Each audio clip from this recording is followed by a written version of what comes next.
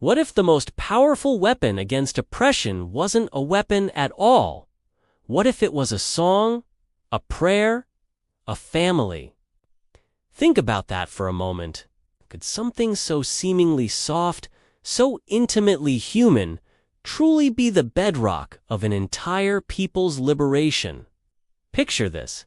It's 1840, deep in a South Carolina swampland. The moon hangs low, a silent witness.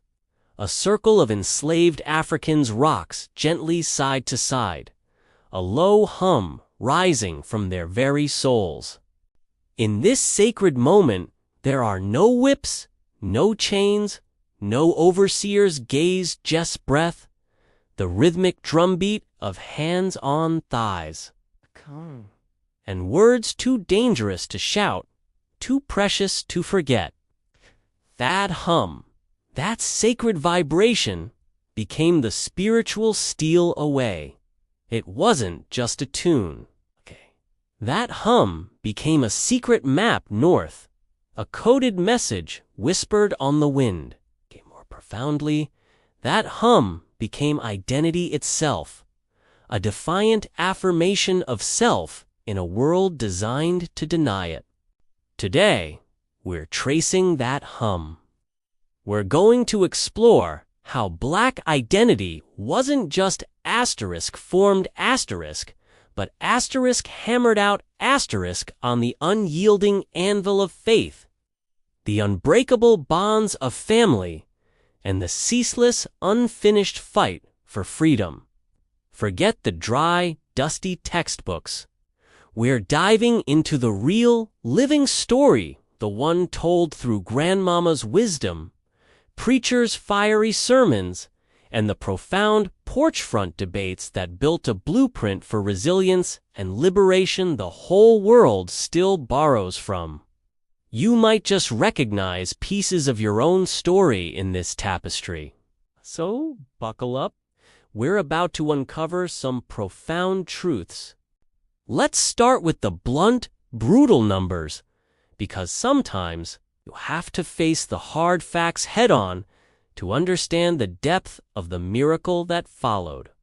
Imagine 12.5 million Africans forcibly shipped across the Atlantic, torn from their homes, their cultures, their very histories.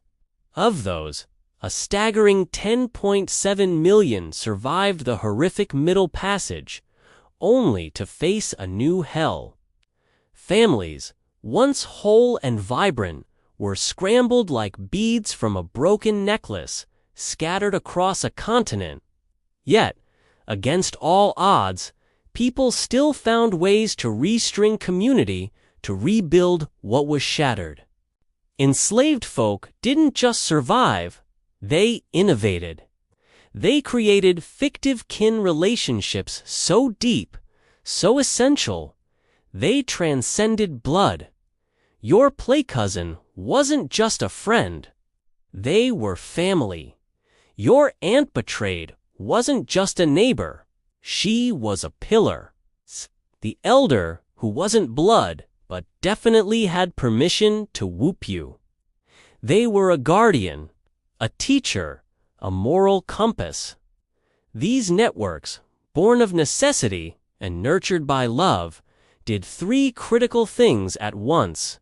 They cared for children who might otherwise be orphaned by the brutal system. They passed down precious African names and traditions, keeping a vital connection to a stolen heritage alive. And here's the kicker: they hid runaway information, escape routes, and messages of roots, and messages of hosins of runnily with cersons bovies. Casons by Sissons pro the be with the bow with sir and succupper with the sirs caprec her casitic skirt kakukata thick to ski the wick cake to eat a gagat stay that guy the kirk the is look and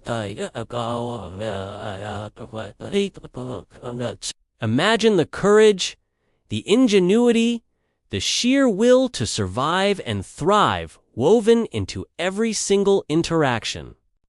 Faith showed up in the same transformative way. Oh, make no mistake, plantation owners pushed a version of Christianity designed to pacify, to preach obedience and eternal reward in the afterlife, not present-day freedom. But enslaved Africans, brilliant and resilient, flipped the script entirely.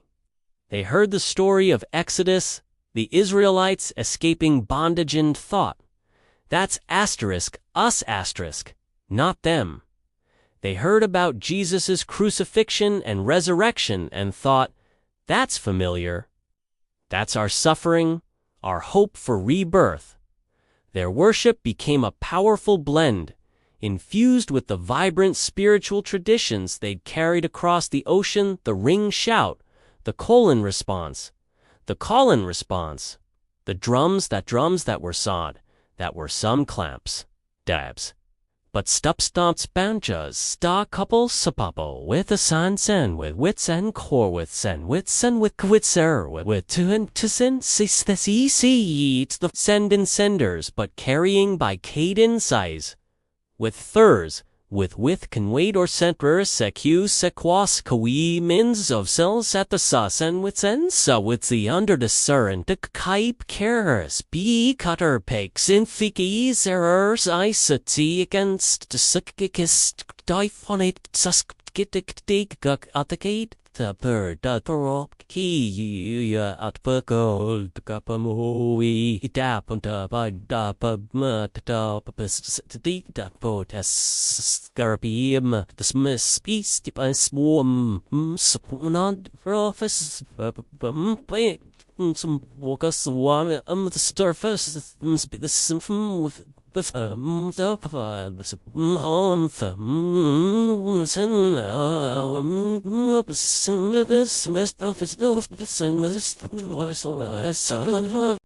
1816, a monumental act of self-determination took place. Richard Allen, a freed slave, bought a blacksmith shop in Philadelphia. But he didn't just fix horseshoes. He retooled that shop into Mother Bethel AIM Church, the very first independent black denomination born on American soil. This wasn't just a church, it was a school, teaching literacy in secret. It was a bank, pooling meager resources for mutual aid. It was a newsroom, disseminating vital information. It was a launchpad for leaders, a sanctuary for the oppressed. In a world where black people owned almost nothing, Faith became the first black-owned public institution, a testament to collective power and unwavering belief.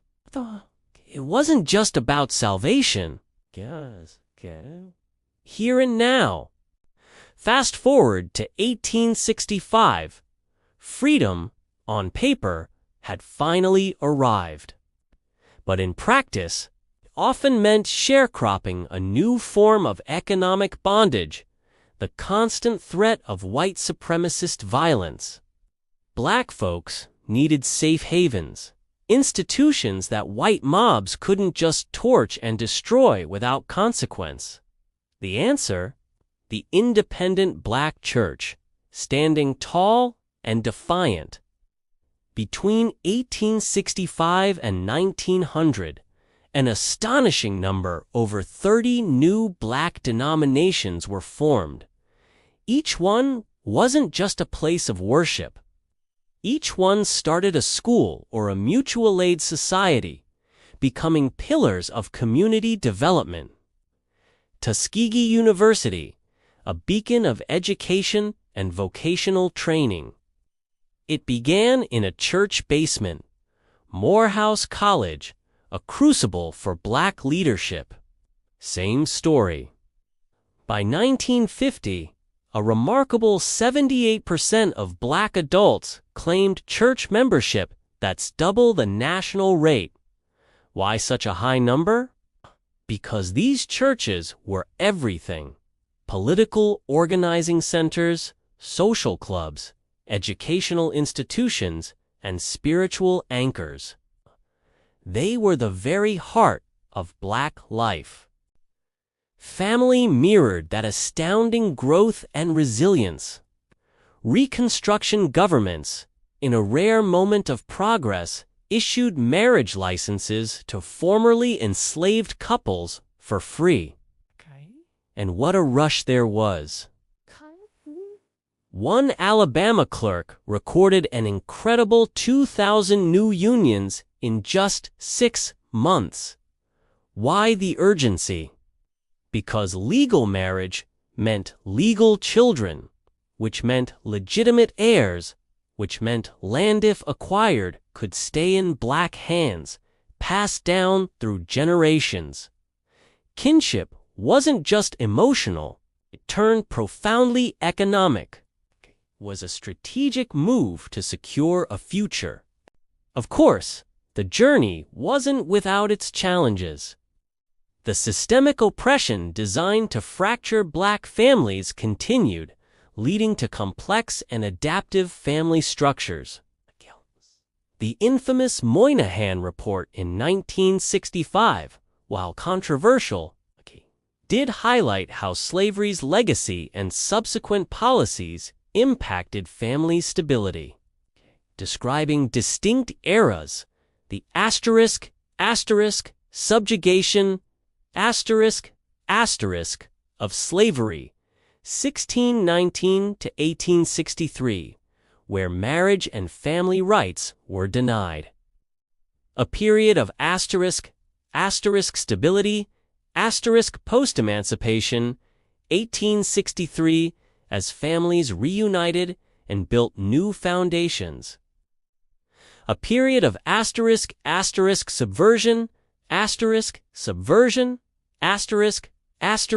1963 to 1996, where welfare changes and societal shifts presented new challenges.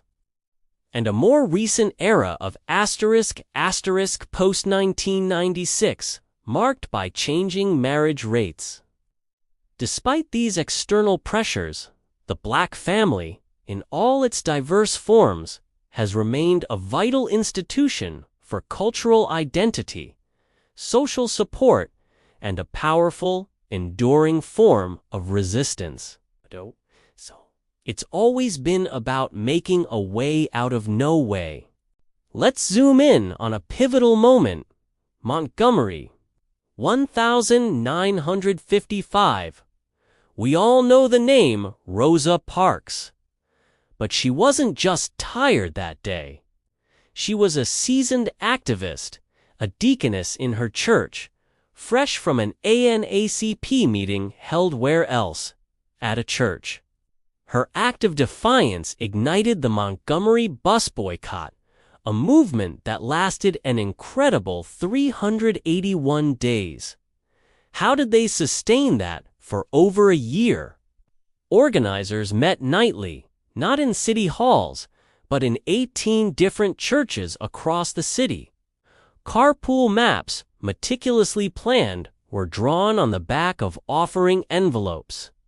Choirs rehearsed freedom songs before Sunday service, ensuring the kids learned them by osmosis, embedding the message of liberation deep in their young hearts. Family, in its broadest, most expansive sense, fed the feet that walked miles every day. Think about it.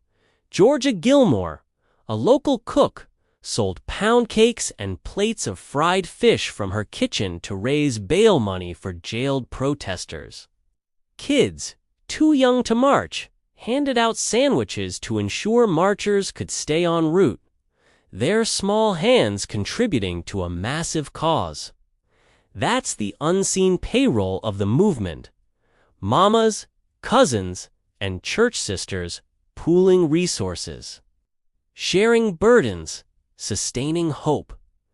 Dr. Martin Luther King Jr. called it the beloved community, and it was, but it was really just family by another name, extended, interconnected web of care, sacrifice, and unwavering determination.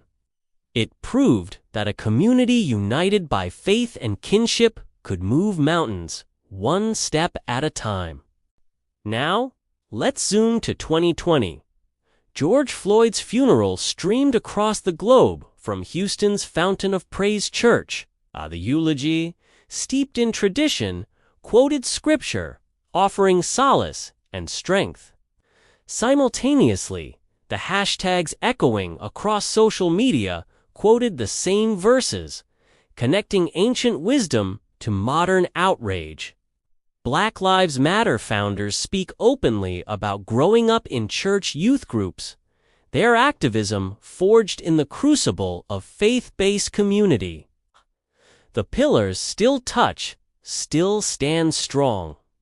Pew Research tells us that 59% of Black millennials still affiliate with religion that's significantly higher than their white peers. The sound might be different, the beats might have changed, but it's the same enduring song of hope and justice. Today's battle's voter suppression trying to silence our voices, maternal health gaps tragically stealing Black mothers, school underfunding denying futures to our children. These aren't abstract issues. They get fought through church basement phone banks, organizing volunteers with the same dedication seen in the civil rights era. They get fought through cousin group chats, coordinating advocacy and support. Shep collections bail out protesters today, just as plate offerings once posted bond for sit-in kids half a century ago. The spirit of mutual aid, born in the deepest oppression, lives on. Family still stretches to include the entire block, the entire community, because we understand that our liberation is intertwined. We don't just survive, we show up for each other. If this incredible lineage, this story of enduring spirit, moves you as deeply as it moves us, we want to hear from you. Drop your own family's freedom recipe in the comments below. Maybe it's Grandma's legendary sweet potato pie that brought everyone together. Maybe it's the hymn she hummed while baking it, instilling strength with every note.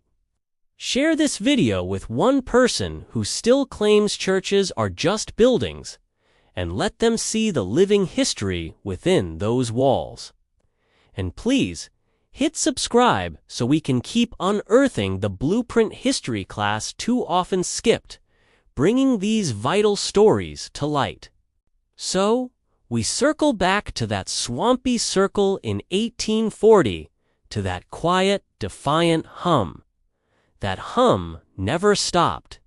It simply changed keys, changed instruments. It morphed from spirituals into gospel, into the pulsating rhythms of hip-hop, into the powerful, unified chants of protest. Faith and family didn't just offer comfort in the face of unspeakable cruelty. They weaponized hope, turning it into an active, tangible force for change, and that hope is portable.